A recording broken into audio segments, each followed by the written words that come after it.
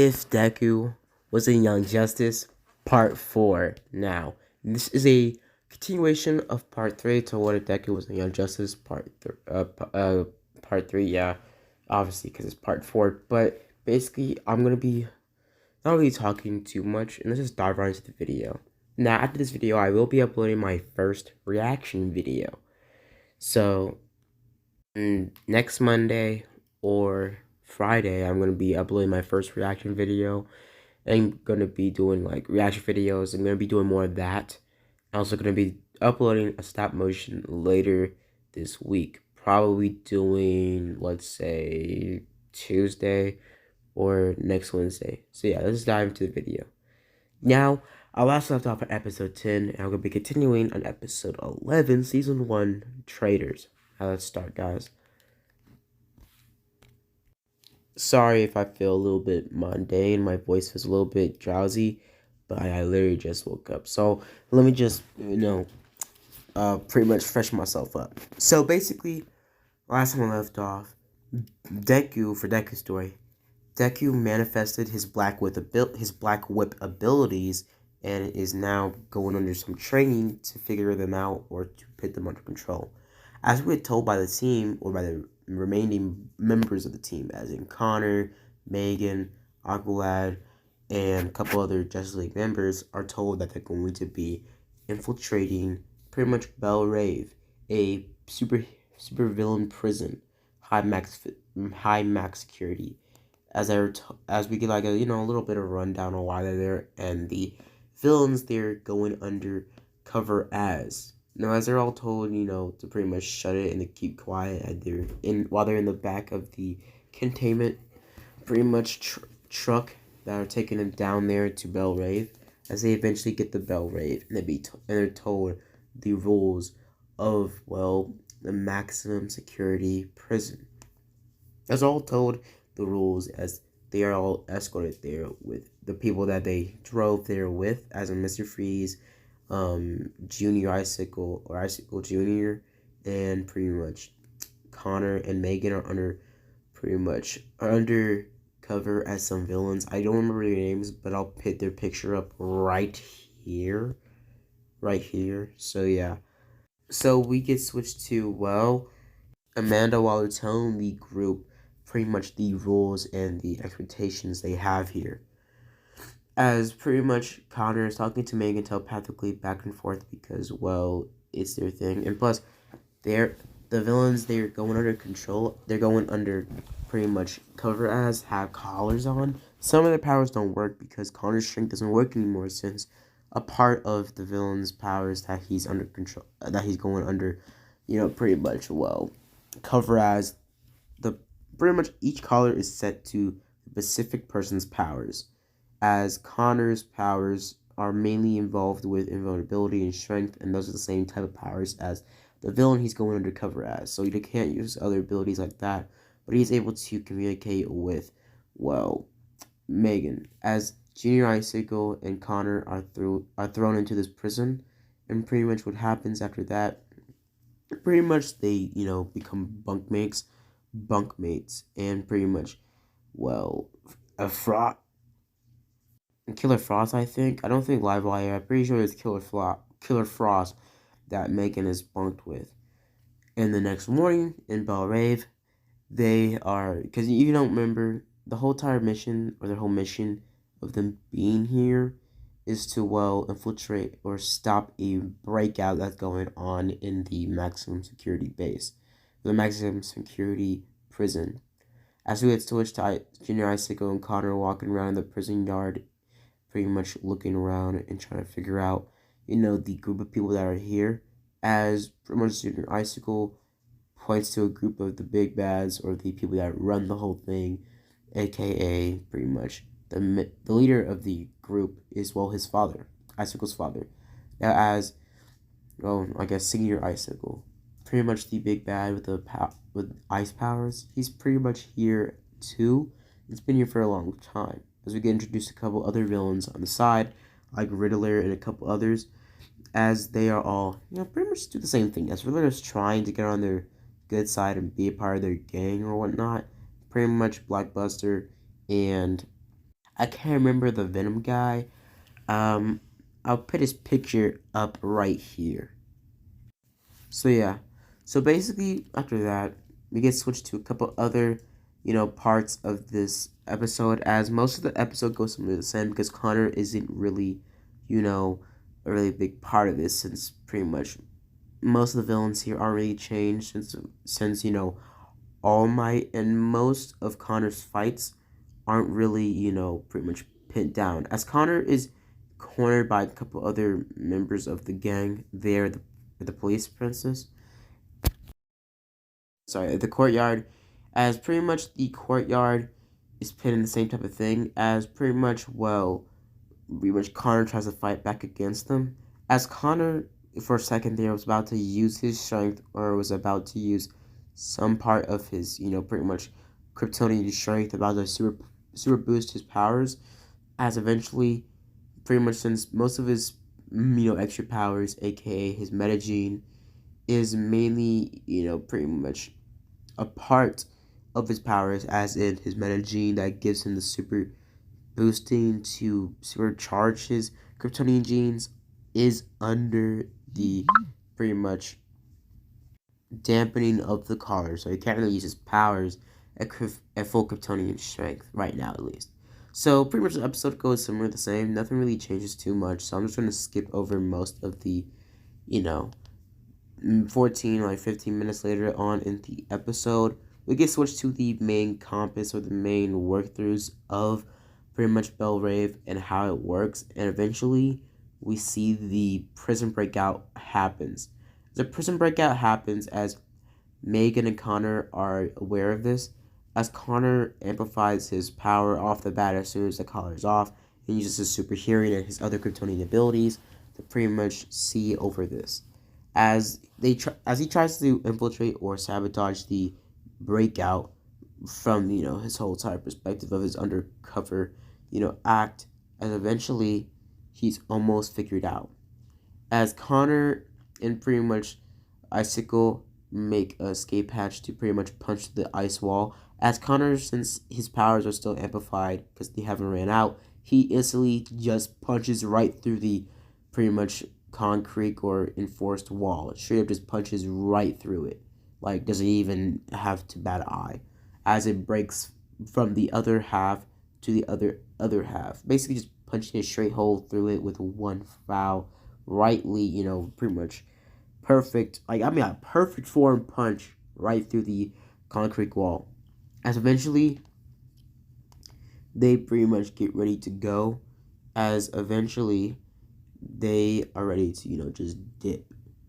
As Connor, halfway through this, since his powers are still activated, as pretty much, the whole thing that's happening, as Connor pretty much manipulates Icicle to bring him to pretty much the head base where all the collars and everything are pretty much controlled, as Connor pretty much turns them back on and leaves, as Icicle, before he gets, before Icicle gets, pretty much, before Icicle gets, a little bit suspicious towards Connor. Now, basically, as he, is quickly shut down, as the collars are put back on, and most of the others, jailmates are put back under the shock-induced comas or shock-induced, pretty much blackouts that the collars give. Basically, most of the crooks that still have their collars on are pretty much taken out, as this is all put down into like a huge, pretty much default. As Connor's supercharged supercharged powers go off, as pretty much Icicle Father goes off the rails saying like what's going on, why the collars back on, as Amanda Waller just cusses him out and pretty much tries to fight back against him. As pretty much the whole thing happens as they start to fight against each other, and the episode goes similar the same, as since they already broke through the wall, meaning that the female prisoners already got through. Now as this happens, we see that near the climax of the episode, where pretty much most of the fighting is happening, as Connor pretty much bodies most of the guys that are trying to take them out, as Connor still manipulates Icicle to fight the other members or the other villains in the pretty much maximum security base as Connor pretty much bodies Mr. Freeze as he helps Icicle take down other thugs as he pretty much knocks out Icicle from one swift kick to the back of the neck as this all happens. As he does this, we see that after that, as Connor pretty much breaks through the wall, the wall's already broken through as he eventually sees that they did freeze Megan in the back before he can notice.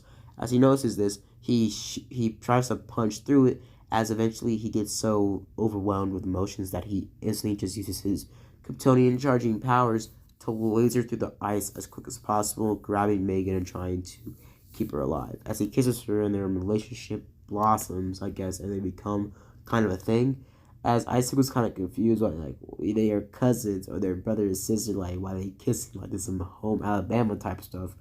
As he sees that it's all a disguise, and then he realizes that it's all a huge plot to stop them from pretty much taking over or escaping the prison.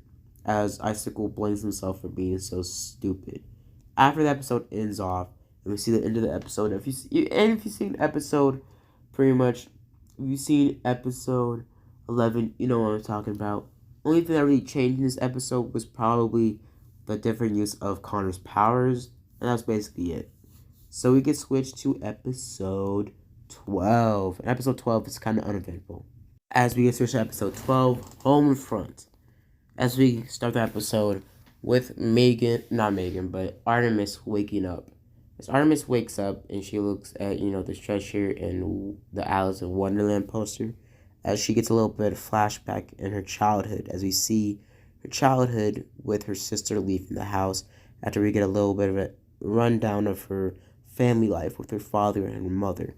Now, through the beginning of this episode, as we switch over that, as we get switched to the beginning of the whole episode, as we see that pretty much Deku arrives at Mount Justice and pretty much is, just overall trying to keep his powers under wrap and pretty much just keeping a calm tone the whole time as he's there.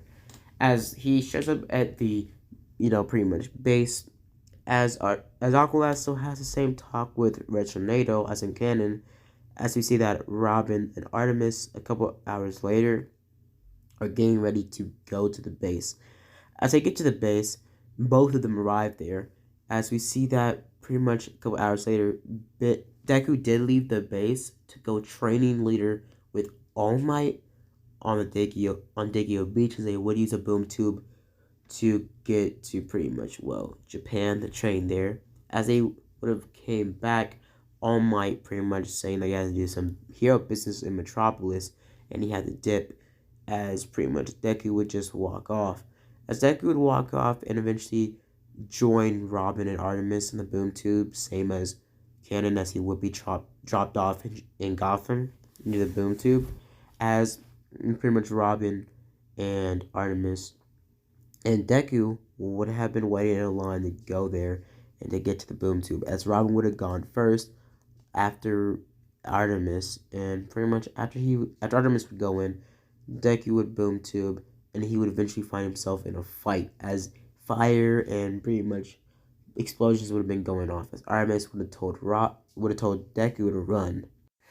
As Deku starts to dodge more fireballs and pretty much explosions, as they all start to, sprint and run, as pretty much they start to get out the way, trying to figure out what's going on. As we get hit with the Young Justice intro for Season 1, as we get switched back to the group pretty much fighting against the smoke, as they just get hit with blind attacks from fireballs, as they don't even know where it's coming from. As Deku uses a sonic pulse or a sonic blast of wind pressure to try to pretty much push the smoke or the pretty much mist away, the sea who was shooting the fireballs. As quickly as they start to run away, they get ambushed from some sort of water attack from some sort of elemental power. They all start to run away, basically trying to get away from the line of fire from the other bad guys or villains, as they all start to run through the pretty much weight room and eventually run all around the pretty much base, trying to figure out or try to communicate with the other members of the league. As they all start to as they go into the pretty much washroom, do the same thing by turning on all the faucets as they eventually lose the fire tornado, as they eventually are pretty much, well, surrounded by the water entity or water power, as they all start to pretty much get attacked. As Robin tries to fight back, as he blows a bomb or blows a hole in the washroom, getting out of the washroom, and pretty much find a escape room out of or through the pretty much vents. As they get through the vents and pretty much make the escape route or escape pretty much route, as they all three of them start to get away or try to run out of the situation and get out. As before this happens, we see that the team starts to walk around trying to figure out what's going on, and they go into the steam room trying to see what's going on. As they eventually see some sort of woman-esque silhouette with fire around it, look around for them. As the silhouette starts to overheat the room, as it makes the whole ceiling catch on fire. As he sees that the pretty much, well, heat levels in the room, the steam room, are going off the chart as the dials start to break and the glass starts to crack.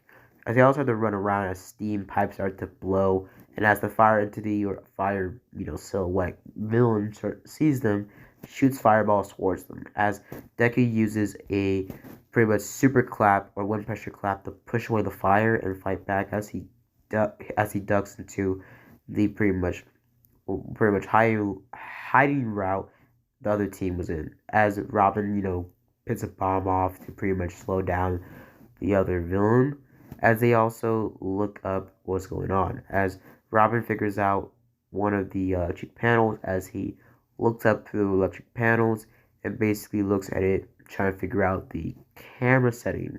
As he looks at the camera settings, seeing the other members of the team, as before that, an hour later, Deku did leave the pretty much, well, the mountain or the pretty much, well, base, as Deku did tell him why he left, because, well, All Might training and stuff like that, as Robin does believe him, as he does have an alibi.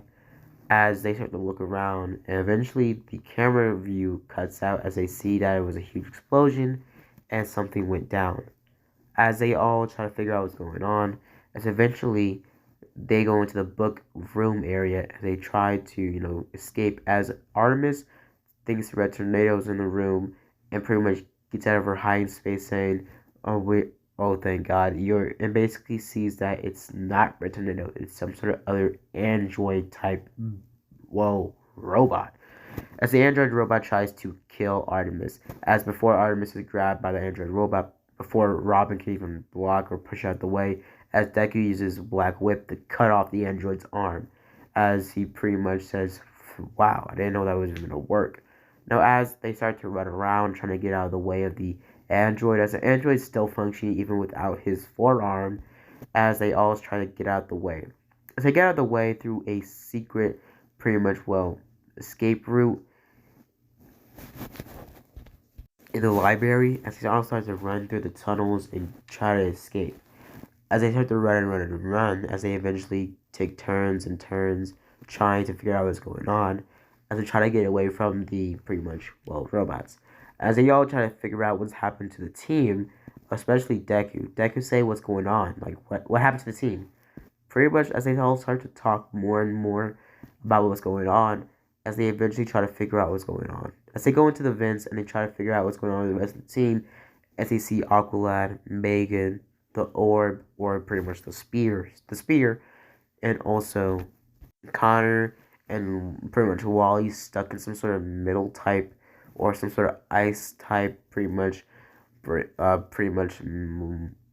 guess liquid, or not liquid, but middle alloy being stuck, and as the water android pushes up the water pressure, almost about to drown Wally and pretty much Superboy, as they are all cornered and trapped.